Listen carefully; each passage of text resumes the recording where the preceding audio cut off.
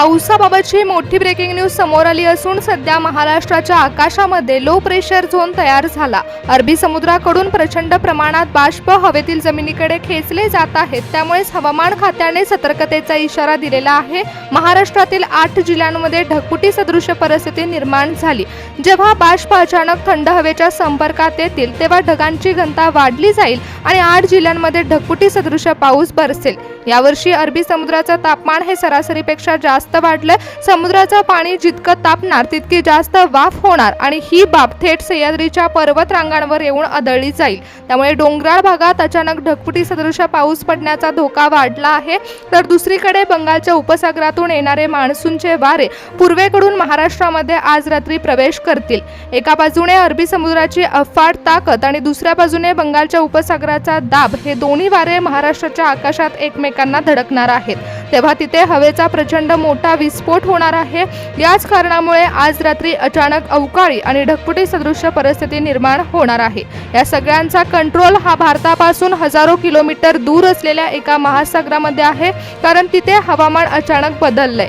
या सगळ्याचा थेट संबंध येतो तो 8 जुलैच्या धोक्याचा, म्हणजेच प्रशांत महासागरामध्ये सध्या जो यल निनोचा पॅटर्न सक्रिय होत आहे त्यासाठीच हवामान खात्याने आणि तज्ज्ञांनी इशारा देत 4 ते 5 तासामध्ये वातावरणामध्ये मोठी पोकळी तयार होत असल्याचं सांगितलंय आणि याच हवेच्या पोकळीमुळे ढगांना महाराष्ट्रातील 8 जिल्ह्यांकडे खेचलं जाणार आहे आणि 8 जिल्ह्यांमध्ये ढगफुटी सदृश पाऊस बरसणार आहे। तर काही ठिकाणी जोरदार विजांचा कडकडाट होण्याची शक्यता देखील वर्तवली जात आहे। प्रशांत महासागराच्या पृष्ठभागावरील पाणी तापल्याने यल निनो सक्रिय होत आहे आणि यामुळेच भारतामध्ये मान्सून कमकुवत होत असून पावसाचं वेळापत्रक हे पूर्णपणे कोलमडलं जातं। परंतु यावेळी प्रशांत महासागरामध्ये जो यल निनो सक्रिय झालाय त्यामुळे बंगालच्या उपसागरामध्ये निर्माण झालेल्या एका विशिष्ट प्रणालीचा धोका महाराष्ट्रामध्ये निर्माण झाला। संपूर्ण मान्सूनचं वेळापत्रकच बदलून गेलं। हवामान तज्ज्ञांच्या अंतर्गत अहवालानुसार जून महिन्यातील हा चढउतार संपल्यानंतर जुलैच्या पहिल्याच आठवड्यामध्ये अरबी समुद्रातील वाऱ्यांची दिशा एक अत्यंत घातक वळण घेईल। 8 जुलैच्या आसपास अरबी समुद्रामध्ये एक तीव्र कमी दाबाचं क्षेत्र निर्माण होण्याची शक्यता वर्तवली जात आहे। सध्या वातावरण नवीन वळणावरती आहे, कारण अरबी समुद्र आणि बंगालच्या उपसागरामध्ये आज हवेचं सायक्लोट्रॉनिक सर्क्युलेशन तयार झालंय, ज्यामुळे आज हवामान तज्ज्ञांनी रात्री क्लाउड बस्टची शक्यता वर्तवली। जेव्हा जमिनीवरती प्रचंड उष्णता वाढेल तेव्हा जमिनीलगतची गरम हवा हलकी होऊन रॉकेटच्या वेगाने आकाशात जाते आणि आज नेमकं तेच घडलंय। महाराष्ट्राच्या कानाकोपऱ्यातून लाखो टन गरम हवा आकाशात खेचली गेली आहे आणि मग सुरू झालाय निसर्गाचा उलटा प्रवास, तो म्हणजेच बर्फ आणि बाष्प थंड होऊन प्रचंड वेगाने जमिनीच्या दिशेने झेपावले गेले। जेव्हा थंड हवेचा दाब जमिनीवरती आदळणार आहे तेव्हा 70 ते 80 किलोमीटर वेगाने वादळी वारे देखील सुटतील आणि त्याचबरोबर विजांचा कडकडाट देखील होणार आहे।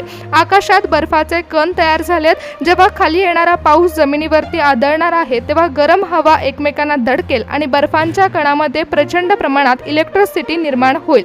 त्यामुळेच मोठ्या प्रमाणात विजांचा कडकडाट देखील होणार आहे।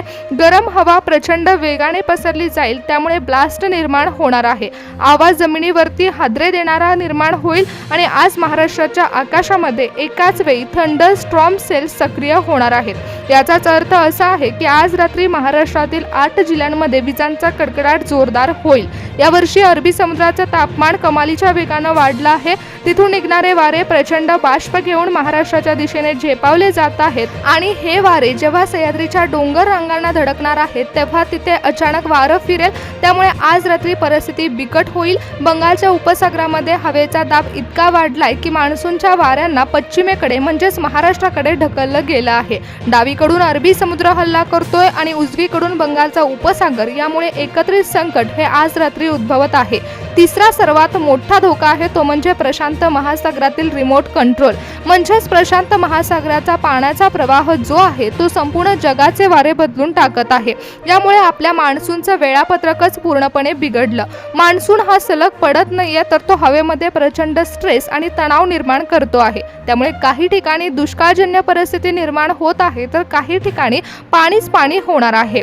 त्यामुळेच हवामान खात्याने आता मान्सूनच्या वेळापत्रकाचा नवीन रिपोर्ट सादर सदर केला। एकाच रात्री संपूर्ण महिन्याचा पाऊस पडण्याची शक्यता देखील वर्तवली जात आहे। काही ठिकाणी अतिवृष्टी, अवकाळी वादळ धडकत आहे।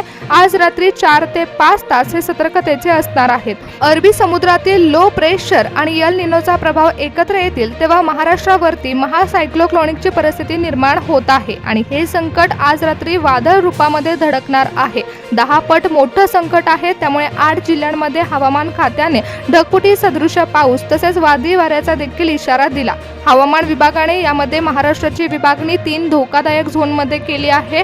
8 जिल्ह्यांवर ढगफुटी सदृश पाऊस, अतिवृष्टीचा तडाखा तसेच विजांचा कडकडाट होण्याचा थेट धोका निर्माण झालाय। शेतकरी बांधवांनो, हा इशारा तुमच्या शेतातील पिकांसाठी आणि गोठ्यातील जनावरांसाठी देखील आहे। सामान्य ग्राहकांनो, आज रात्रीच्या या संकटांमुळे मोठा फटका बसणार आहे, कारण डेंजर झोनमध्ये हे 8 जिल्हे आहेत। दुपारी प्रचंड उकाडा होता, अंगातून घामाच्या धारा निघत होत्या आणि वारा पूर्णपणे शांत होता। पण शेतकरी बांधवांनो, यालाच वैज्ञानिक भाषेमध्ये थर्मल इन्स्टॅबिलिटी म्हणतात।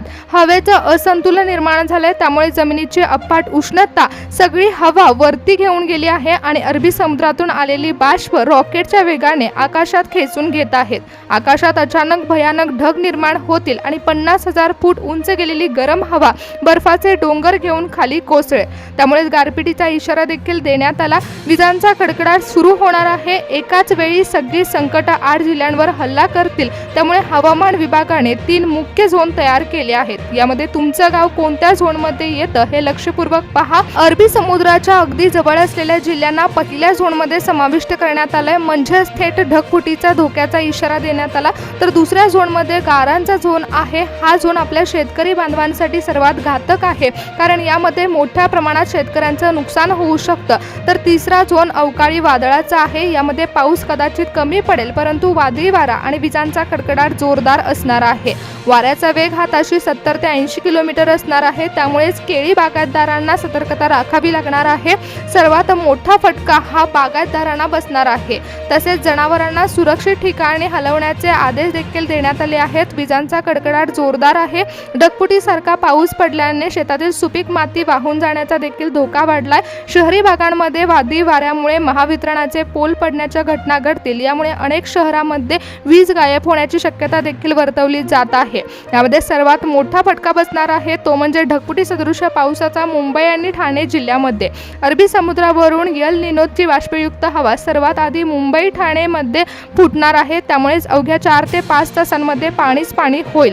पालघरच्या किनारपट्टी भागामध्ये देखील ताशी 70 किमी वेगाने वारे वाहणार आहेत। त्यामुळे सतर्कतेचा इशारा देण्यात आला।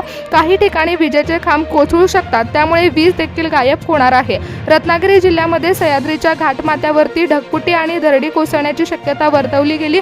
रत्नागिरीमध्ये मान्सूनचे वारे पर्वतरांगांना धडकून ढगफुटी सदृश पाऊस निर्माण करतील। आंबा आणि काजू बागायतदार शेतकरी बांधवांनो, वादळी वाऱ्यामुळे फळबागांचं मोठं नुकसान होऊ शकतं। तसेच पुण्याच्या ग्रामीण भागामध्ये आणि शहरी भागामध्ये आज रात्री विजांचा कडकडाट जोरदार होणार आहे।